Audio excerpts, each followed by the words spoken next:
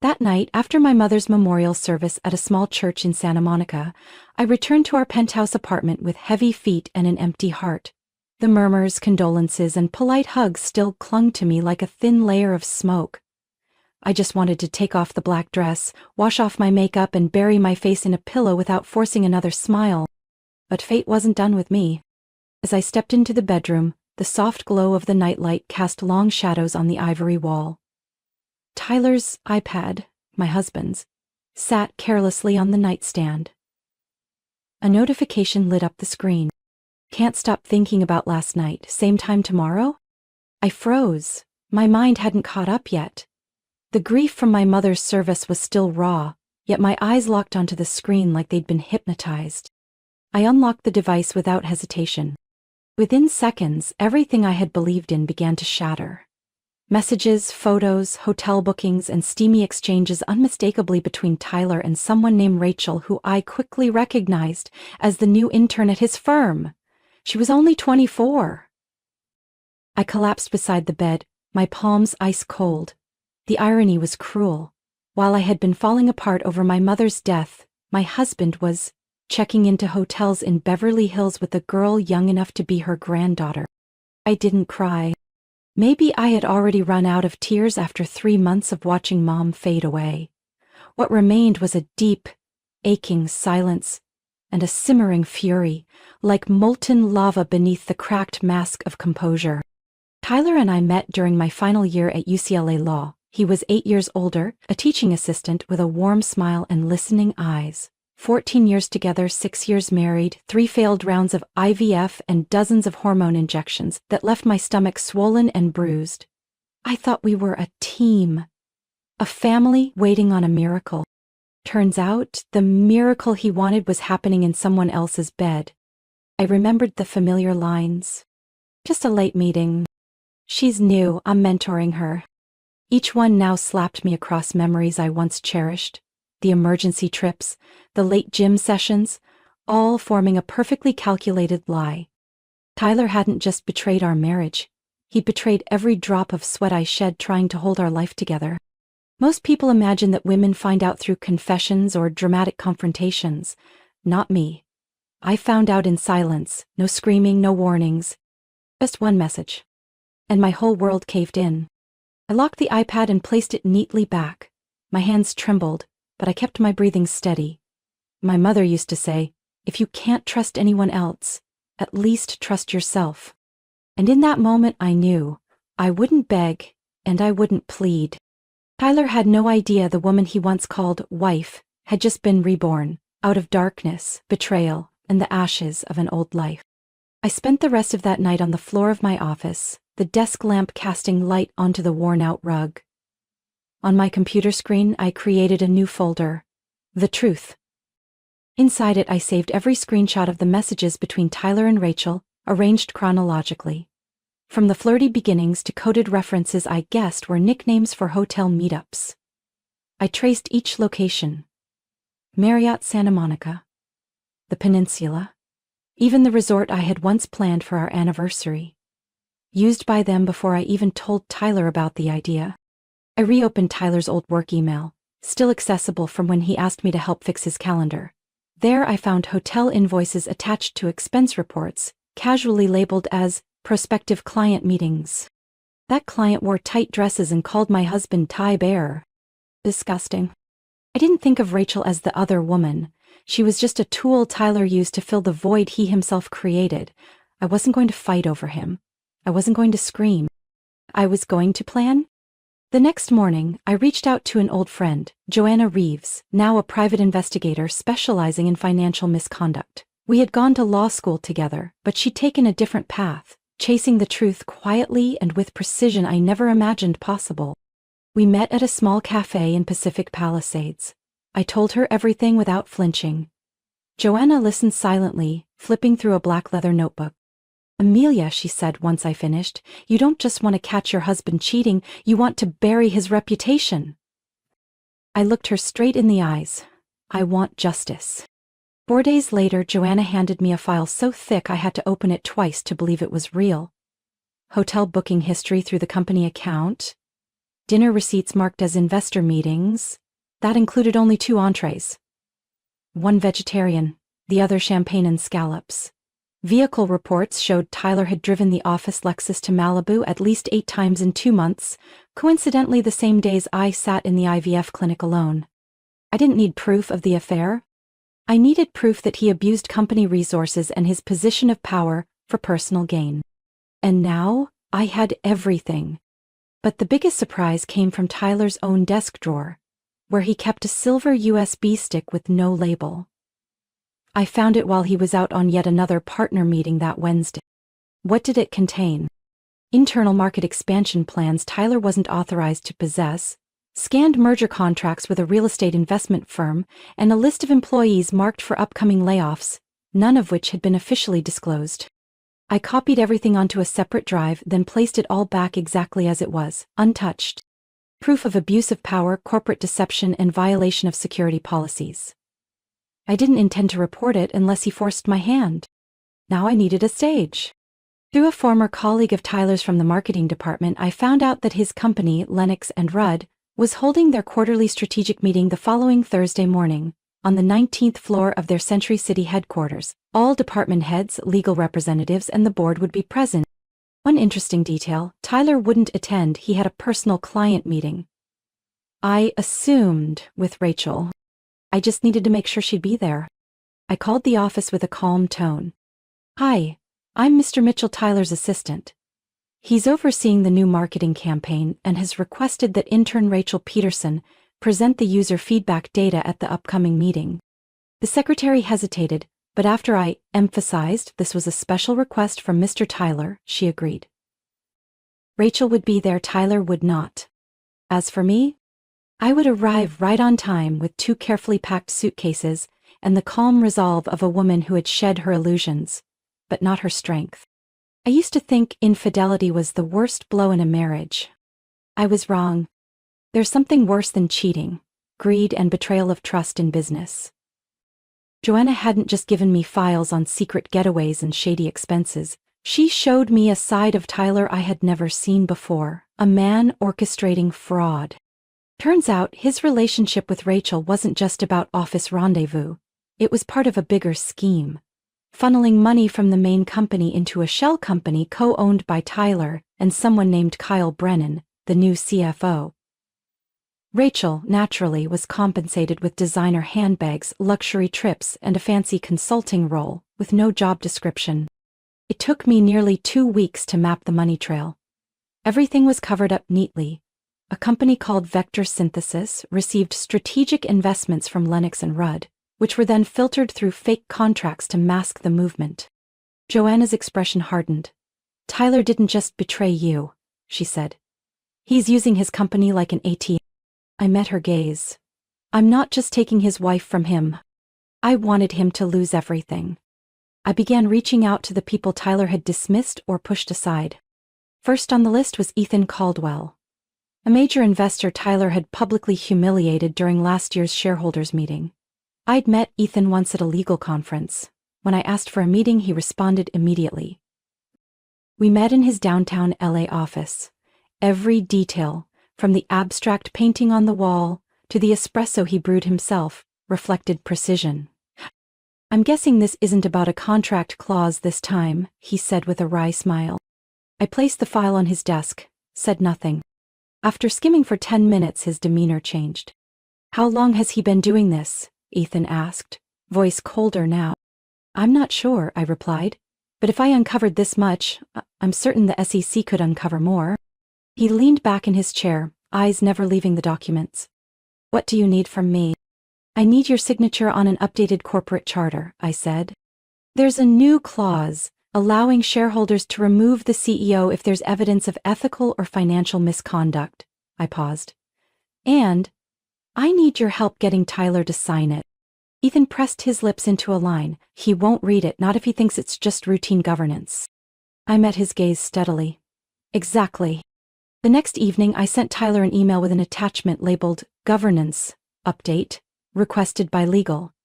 I used the email address of the former head of legal who had resigned 2 months earlier, an account I still had access to from a past IT favor. Tyler replied bluntly, Okay. Sign and return tomorrow. When the signed PDF hit my inbox, I printed 2 certified copies and sent them to the law office representing the shareholders. I was ready. Rachel still thought she'd be introduced as a promising young talent at the quarterly review. I knew this because Joanna had recorded a call between her and Tyler. Tomorrow I won't be there, he said, but they'll see how important you are to the campaign. She was important, all right, just not in the way she imagined. The next morning I woke early and dressed in a high-collared black blazer, a pencil skirt and beige heels. Nothing flashy, just enough to ensure they remembered me as the woman who didn't flinch while cleaning up someone else's mess. I placed both suitcases in the trunk. One held Tyler's personal items, the things he cared most about. The other contained evidence of financial misconduct, neatly printed and highlighted. When I entered the main lobby of Lennox and Rudd, the front desk staff greeted me by name. I offered a polite smile. Just delivering some materials to the boardroom. No one asked questions. The elevator carried me to the 19th floor. As the doors opened, I saw the sign. Quarterly Strategic Review, Boardroom A. Voices murmured from within. I stepped forward, gripped the suitcase handles firmly, and drew a steady breath. The stage was set. All I had to do was begin the final act. I stepped out of the elevator at exactly 8:30 a.m. The 19th floor of Lennox and Rudd was quiet as a library. The only sound came from the large boardroom at the end of the corridor. Room A, a sign outside read, Quarterly Strategic Review, Executive Attendance Required. I tightened my grip on the handles of the 2 suitcases. One a deep navy, the other a sleek silver. They rolled silently over the thick carpet, making no sound, but I knew the real crash was coming. From me, not from the wheels. I stopped in front of the large glass doors. Inside, a row of people sat in a formal line, the glow of the projector casting sharp shadows across their serious faces. At the center of the screen was Rachel. She wore a tailored white blouse, loose curls cascading down her shoulders, standing confidently near the head of the table. She was enthusiastically presenting user engagement metrics from the latest media campaign, remote in one hand, the other gesturing fluidly at the graphs. As if she were born to do this. It was perfect, a golden moment. I took a deep breath and pushed open the door. Silence swept through the room. All eyes turned to me, a woman in a black blazer, deep red lipstick, and a clear, resolute gaze. Behind me, the 2 suitcases rolled quietly into the light. Rachel froze mid-sentence.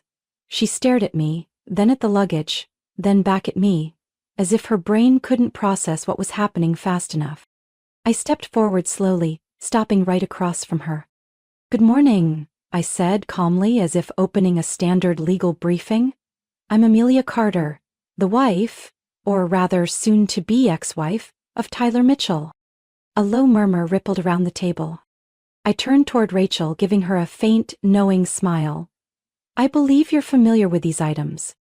I rolled the silver suitcase forward and unlatched it gently. Inside, perfectly folded, were Tyler's belongings. Tailored jackets, silk ties, his favorite watch, and a still-tagged bottle of Tom Ford cologne.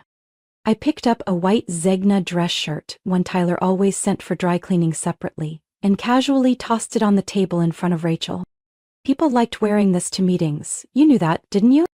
Rachel stood frozen, gripping the presentation remote so tightly her knuckles turned pale. I continued, eyes still lowered. "And this?" I pulled out a small black velvet box and opened it to reveal a limited edition Omega watch.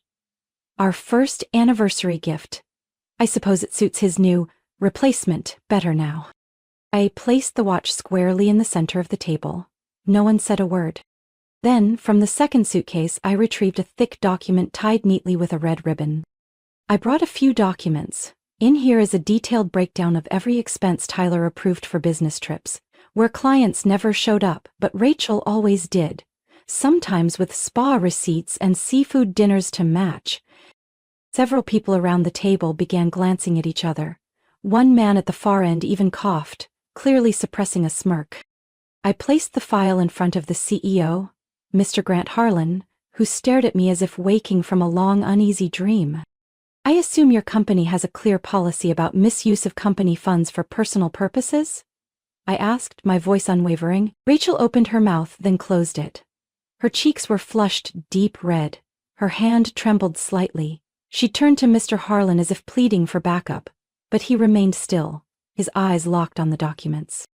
I looked directly at her. You know, I used to think I was a fool for not seeing it sooner. But not anymore. I bent down, pulled out a small black leather pouch, and removed Tyler's prescription bottle. The one for his blood pressure. The one that made him irritable if he skipped even a single dose. I placed it in front of Rachel. He needs one of these every night. I hope you remember if you want to keep him functioning. A muffled laugh escaped from the left side of the table. No one interrupted me. No one told me to stop. I looked around the room, where every gaze was now fixed on me, not with pity but with a mix of awe and stunned respect. I zipped the suitcase shut, smoothed my hair, and smiled. I'll leave my husband's belongings here. They seem to fit better with his new role. And before Rachel could respond, I turned and walked toward the door. I didn't need to say anything else. Their expressions said it all. I had only made it a few steps when Mr. Grant Harlan's voice called out from the head of the table. Miss Carter, please hold on a moment. I turned. He was holding the file I had given him, his eyes sharp and analytical. Next to him was Dana Whitmore, the head of HR, flipping through each page with the steady hands of someone who had dealt with too many internal scandals to be shocked easily. Mr. Harlan looked up, his tone serious. You stated that these documents pertain to misconduct involving misuse of company funds. I tilted my head slightly. And more. I walked slowly toward him and pulled another folder from my handbag, this one marked with neon yellow sticky notes. I've organized it. The first section is hotel bookings charged to Tyler's corporate card. The second is the company's ride history that matches his rendezvous locations with Rachel. The third, I paused, glancing at Rachel, who sat frozen at the corner of the table, includes excerpts of their text messages. In at least 3 of them, Tyler implies she'll get a promotion if she keeps cooperating. Wow. The tension in the conference room shifted into something heavier, stifling. I didn't need to say anything else. The document spoke louder than I ever could. Mr. Harlan turned to Dana. Verify this immediately. Understood. Dana stood up, eyes fixed on Rachel. Ms. Peterson, please come with me to HR. Rachel flinched, opened her mouth as if to object, but no words came. Her face turned pale, mascara streaked, hands clutching the edge of the table until her knuckles turned purple. After a long, shaky pause, she stood and quietly followed Dana out. No one looked her way. No one defended her. I drew in a soft breath and looked straight at the CEO. I apologize for interrupting the meeting, but I believe your company deserves the full truth. This isn't a personal matter anymore. It's about professional ethics, stakeholder trust, and corporate reputation. Mr. Harlan gave a slow, thoughtful look. Do you intend to take this to the authorities? I'm hoping the company handles it internally first, but if things get buried...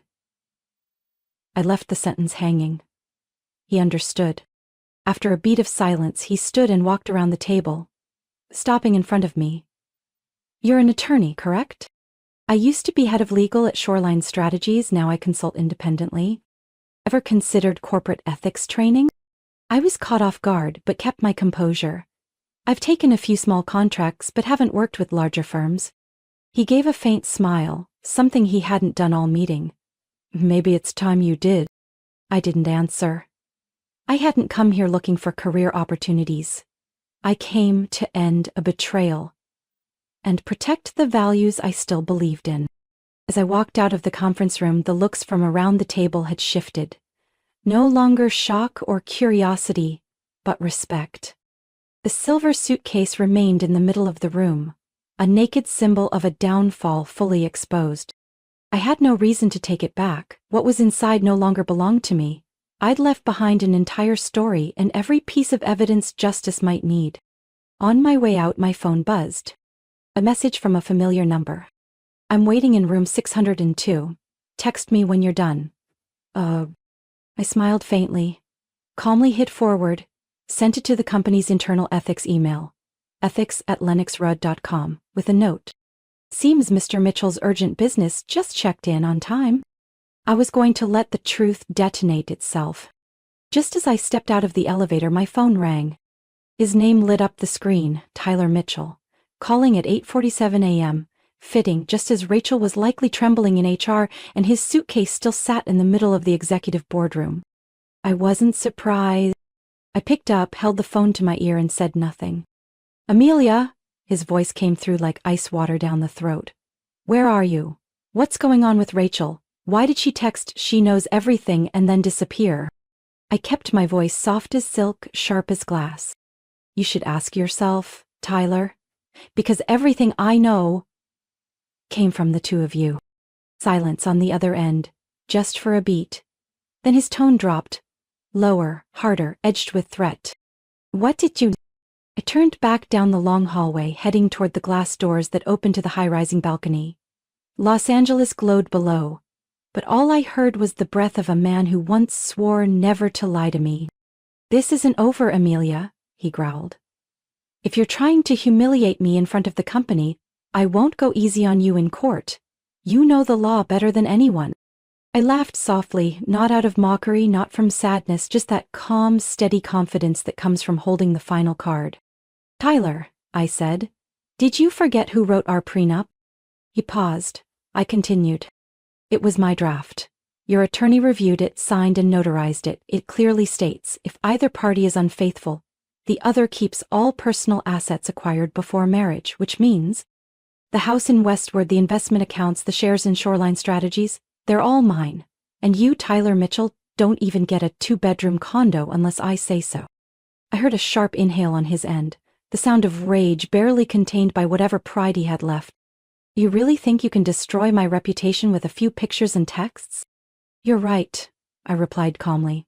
"I can't. But the company card charges, the business trips with no clients, the hotel rooms under fake names. Do you think the compliance team will overlook that? And the USB in your drawer? The one with restricted data you weren't authorized to copy? I think legal will find that interesting." He went silent. I breathed evenly, fingers resting on the cold balcony rail. "You lost Rachel, your position and the persona you built. I don't need to do anything else. You made this crumble all by yourself." Then came the line I expected. "You're ruining everything. You'll pay for this." I smiled, this time letting the bitterness show. "Actually, Tyler, I'm just putting everything back where it belongs." I heard him slam his hand on the steering wheel, then the call abruptly ended. No goodbye, no apology. Just the fury of a man who had nothing left to bargain with. I slipped my phone into my purse and stood there for a moment longer. The city kept moving below me, but this time, it no longer weighed on my shoulders. I stepped off the balcony and returned to the grand lobby on the 19th floor. One of the front desk associates recognized me and rushed over, eyes wide. "Mr. Carter, HR asked me to thank you, and Mr. Harlan said whenever you have time, he'd like to schedule a private meeting." I nodded and replied softly, "Thank you. But right now I have more important things to do than look back at the wreckage." Then I walked out of the building, carrying only what truly belonged to me. For once, no one else's weight on my shoulders. News of Tyler's suspension spread through the company in less than 4 hours after the meeting. That evening, the board held an emergency session without Tyler. I wasn't required to attend, but an old friend from legal messaged me. He couldn't argue anything. Your evidence shut the room down. By the next morning, Tyler Mitchell was officially terminated for severe violations of corporate ethics and internal security policy. The email went out company-widely. It didn't name specifics, but everyone knew what had happened. Whispers in the hallway shifted to wary silence. The downfall of a high-ranking figure always leaves aftershocks. Rachel Peterson, the once promising intern, was reassigned to document support, a windowless room with no projects and no future. 3 months later, she quietly left during a routine staff reduction. As for me, I didn't file for divorce right away. I wanted Tyler to sit with the reality that every ounce of control he once had was gone. After being fired, he called me once, not to apologize, but to renegotiate finances. "We loved each other once, Amelia," he said, voice tired. You don't have to take everything from me. I glanced at a photo of my mother on the desk and replied in a tone he no longer recognized. Tyler, you lost everything yourself. I just turned on the light so others could see it. 3 weeks later, the divorce papers were signed, no dispute. The prenuptial agreement stood firm. My personal assets, our Westwood home, savings accounts, and pre-marriage investments, were untouched. He left with only his clothes and a leased car with 6 months left on the contract. I sold the Westwood house, a place that once felt like home, but had become a scar. I moved to Silver Lake and bought a modest 2-story home with a balcony full of red geraniums. The kitchen faced east, catching the morning sun. The backyard had just enough space for a small vegetable garden, just like my mother had dreamed of, but never got to plant. I adopted a golden retriever named Rusty. He liked lying at my feet while I worked and barked at strange men near the gate. Not out of anger, but as if to remind me, be careful who you let in, especially if they don't know how to keep your heart safe. Every morning, I woke early, made coffee, and walked Rusty around the lake. I learned to live without syncing my calendar to someone else's, without needing reminders or validation. I read books by the window, let sunlight warm my shoulders, and let my mind rest without unraveling over unspoken questions. One day, while trimming lavender, I received an email from the new leadership at Lennox and Rudd. They wanted me to consult on rebuilding their corporate ethics policies. The new chairman wrote, "We need someone who not only understands the law, but has the courage to enforce it." I sat quietly in front of the screen. Maybe they thought I was a woman who walked out of a broken marriage victorious. But the truth is, I survived because I never lost faith in myself. My new life wasn't loud, but it was honest, and deep enough that I no longer felt hollow when the night settled in. Tyler occasionally came up in distant whispers. Apparently he found a job at a small firm in Oregon with no significant title. Rachel disappeared from all social platforms. I never searched for them, never spoke their names. Because when you keep digging up the past, it's no different than swallowing the very thing that once choked you. 1 year after that fateful meeting, I stood in a corporate auditorium in San Diego, microphone in hand with a giant banner behind me, rebuilding company culture, starting with courage. No one here knew I used to be Mrs. Tyler Mitchell. They only knew me as Amelia Carter, corporate ethics advisor, the woman who helped over a dozen companies mend broken trust systems, establish transparent whistleblowing protocols, and most importantly, give voice back to those who had been silenced. I wasn't there to preach. I was there to tell a story. Not a story of divorce, but of a woman who stood back up when everything crumbled. And used those broken pieces to build something stronger. I never thought I'd become a mother on my own. But after everything, I realized wanting a child wasn't about keeping someone by my side. It was about giving unconditional love in its truest form. I began the adoption process once everything had settled. The paperwork, interviews, psychological evaluations, it was all long and uncomfortable. But for me, nothing was harder than pretending to be okay in a hollow marriage. That February, I was matched with a 6-month-old baby girl in Oregon. Her birth name was Isla. When I arrived at the hospital to bring her home, the nurse placed her in my arms and whispered, "She's unusually calm, as if she's been waiting for the right person." Isla didn't cry. She just opened her eyes and looked at me for a long time. We moved to a small coastal town with an old library, a bakery that smelled like butter every morning, and rows of whispering pine trees all summer long. Rusty, the rescue golden retriever I had adopted, became Isla's best friend. Every afternoon we'd go to the backyard. Isla nestled in her stroller while Rusty stood guard beside her, as if he had taken on the role of big brother without anyone asking. At night I read to her, not fairy tales about princesses waiting to be rescued, but stories about women who built their own worlds from the ashes. Isla will grow up knowing that her mother had failed, had been betrayed, had been dismissed. But more importantly, she'll know her mother didn't stop there. Now, whenever I stand in front of boardrooms filled with people once afraid to speak up, I always end my talk with one simple line. Silence doesn't protect you from harm, but having the courage to speak up protects you from the corruption of silence. I'm not a perfect woman, but I chose not to be forgotten in my own story. No longer the wife making excuses, No longer the woman bowing her head in quiet suffering. I'm the one who rewrote the script. The one who chose the ending. And the one who stood up and kept walking. One early autumn afternoon with Isla asleep in my arms, I sat by the window, watching sunlight spill over a new garden of lavender. I didn't need dazzling success, I didn't need dramatic revenge. I just needed to be myself. Because I understood that an ending isn't a full stop, but a beginning to another story. One where I'm both the author and the heroine. I wasn't writing to hold on to anyone, I was writing to free myself. Amelia's story isn't just about surviving betrayal. It's living proof of the quiet power within a woman who dares to rise and rewrite her life.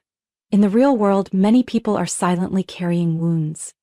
But as Amelia showed us, having the courage to speak up, set new boundaries, and choose what's right, even when it's hard, is the first step to rebirth. No one is required to live as a side character when they were always meant to be the lead. What do you think of Amelia's decision? Would you have done the same if you were in her shoes? Leave your thoughts in the comments. And don't forget to follow the channel for more heartfelt stories about family and life.